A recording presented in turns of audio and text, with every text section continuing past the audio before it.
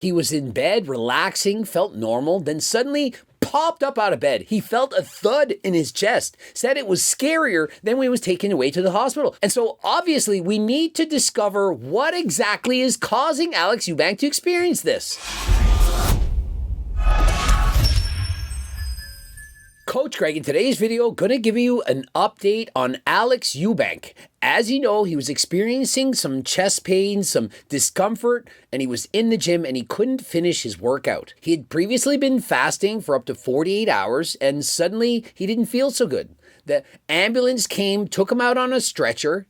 And so how is he doing now? And to be more specific, the chest pain that he experienced, it wasn't like a pain, like as if your muscle was hurting. It was more like your heart was fluttering. It wasn't beating properly, perhaps. Could have been skipping beats. And so he's now wearing a heart monitor. And this specific Zio heart monitor that he's going to wear, they typically wear it for 10 to 14 days. That is so that they can get constant readings and analyze this data at the end to make a proper diagnosis. And so the heart monitor, which is being worn on his chest, as you could see on his Instagram stories as well when he's going to the gym, he's wearing this 24/7. This Zio heart rate monitor can tell whether or not he has certain arrhythmias within the chest that just simply shouldn't be there. Does he have a healthy heart, a bad heart? What exactly is going on? And watching his video, he was setting a PR on the bench press, and so he's still able to train, but notice he did not take a pre-workout. He's going to train on water alone. Certain individuals who are genetically predisposed, when they drink a pre-workout, they can experience an SVT. It's not something you want, and so perhaps Alex Eubank will simply no longer be able to consume pre-workouts. Or, depending on the test, perhaps he will. We don't know in these early stages. Not having any no pre, we're going in raw today, raw dogging it. Just all straight water. And if you've seen my previous video, I speculated that he possibly was taking enclomiphene. That was because his testosterone levels were at 932, which are very high. And in case you want to compare to mine, my previous blood work, I had 549 nanograms per deciliter. And remember, I'm on HRT, and so to have 932 when he was previously a lot lower than that in the 200s, sometimes 400s, that was highly suspicious. So if he was in fact taking enclomiphene, I would certainly hope that he would have stopped taking it. Bro, I had the scariest shit happen to me last night. I always get heart palpitations, but this one was different. It was like a big thud in my chest where it felt like my heart stopped. And so consider this. He was in bed, relaxing, felt normal, then suddenly popped up out of bed. He felt a thud in his chest, said it was scarier than when he was taken away to the hospital. And so obviously we need to discover what exactly is causing Alex Eubank to experience this. Freaking out. I was like, I think I'm about to have a heart attack. I wasn't even having anxiety or anything. It was just out the cut. And I felt like my left leg felt like kind of numb. And so considering he's not taking pre-workout, and this happened while he was at rest, he was in his bed, not putting his heart on any straight at all, and yet still experienced this arrhythmia or thud in his chest, that is not good. And so perhaps this was congenital. He had it at birth. There was nothing he could do about it. He had some scarring of the actual heart muscle, the ventricle, or the atrium, which prevents the signal from properly being conducted. And so because he's wearing this special heart rate monitor, I certainly think they're going to be able to see exactly what went wrong. And because they know this, they can use this information to better help him. I felt like my words were like mixing together. But then too, I think I was just getting in my own head. Ended up being fine, but bro. Another thing to keep in mind is that he also suffers from anxiety. And so when you're getting a thud or chest pain in your heart and you have anxiety already, that anxiety could multiply tenfold. And so perhaps it's a very minor issue that's being amplified by the fact that he's experiencing anxiety. The more anxiety he gets, the more his chest feels that way, and it goes back and forth. He can't get out of his head. I had the meanest heart palpitation last night, and doing that, I felt my heart rate get high, and I got scared. I probably could have gotten an extra one.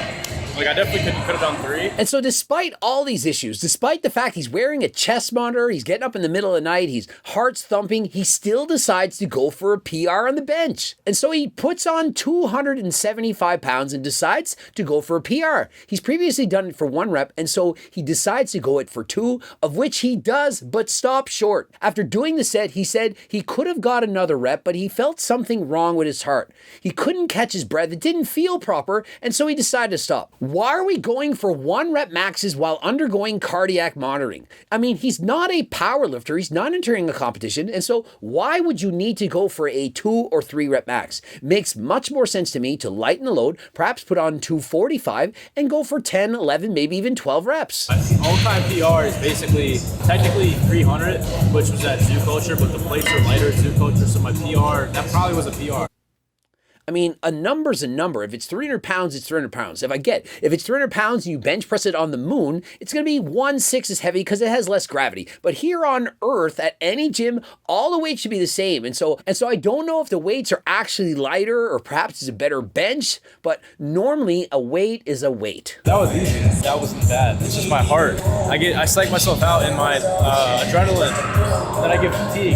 My adrenaline hits, I breathe hell, and then I feel like I'm going to pass out. And so he's now doubting himself. It can't get over the anxiety of feeling like he's tiring out. And so as he puts up more weight, he says it feels very light, but he doesn't get excited for it. Perhaps the adrenaline, the release is making him nervous and getting anxious. And so why even go for these 1 rep maxes? You don't need to train for 1 rep max now. Take your time, work on your technique, and execute better mind muscle control. Also, notice on the bench press, he's using a thumbless grip. The thumb should be wrapped around the bar. It makes it much safer when the thumb is not wrapped around the bar. Very easy to slip. It only takes one time where you push, your wrist slips, and it's dumped onto your chest, neck. And for Alex, we certainly don't want him dropping 225 pounds onto his heart. My muscles can do it. It's just this dumbass inside of here. It's not letting me do it. It's like doubting it, making me get anxiety and some dumb shit. It's being stupid. And so we are obviously wishing for Alex Eubank to have the best possible results. And so what would the best possible result be? Well, that everything is a result of his anxiety,